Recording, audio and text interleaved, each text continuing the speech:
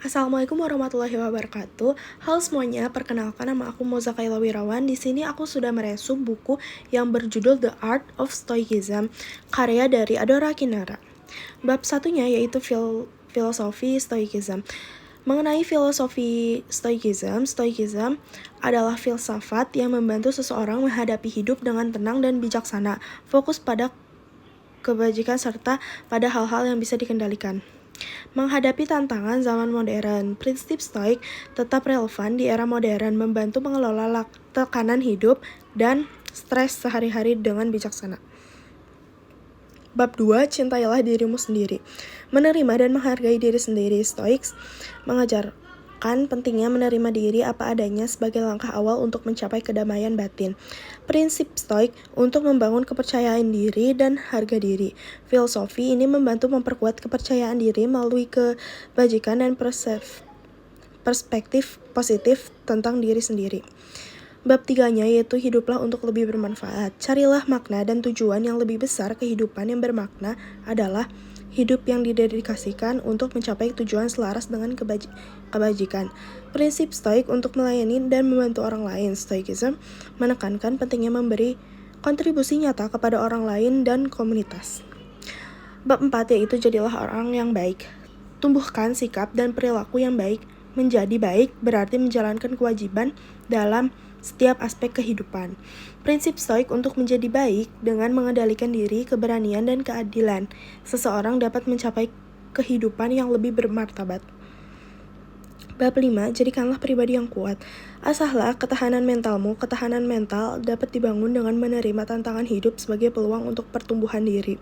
Prinsip Stoik untuk menguatkan mental, menggunakan latihan Stoik membantu tetap tenang dan fokus dalam menghadapi rintangan hidup.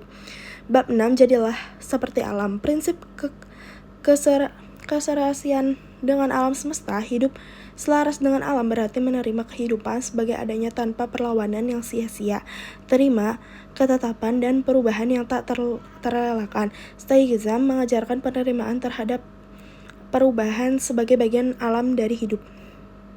Bab 7, jangan biarkan orang lain merusak kedamaianmu.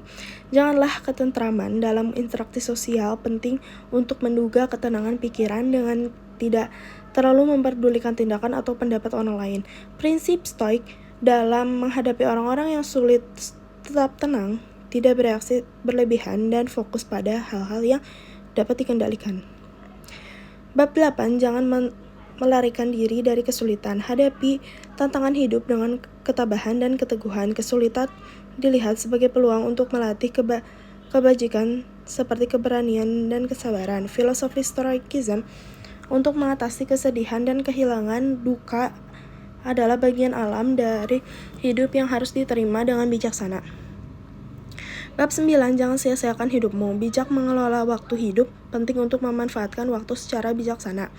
Karena hidup ini singkat, prinsip Stoik untuk hidup produktif, fokuslah pada tindakan yang bermakna dan hindari distraksi yang tidak perlu.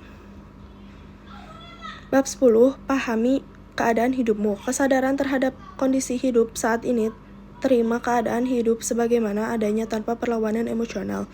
Bersikap bijaksana dan berpikir rasional. Gunakan pikiran untuk melihat realitas dengan objek dan mengambil keputusan dengan logis. Bab 11, pahamilah orang lain dengan baik. Mengembangkan empati dan pemahaman terhadap perspektif orang lain. Memahami sudut pandangan orang lain membantu menjaga hubungan harmoni. Ajarkan Stoicism dalam berhubungan dengan orang lain. Fokuslah pada tindakan penuh kebaikan tanpa terlalu bergantung pada tanggapan orang lain. Bab 12, ubah pola pikirmu. Peran pikiran dalam membentuk pengalaman pikiran adalah kunci utama dalam menentukan respon terhadap situasi.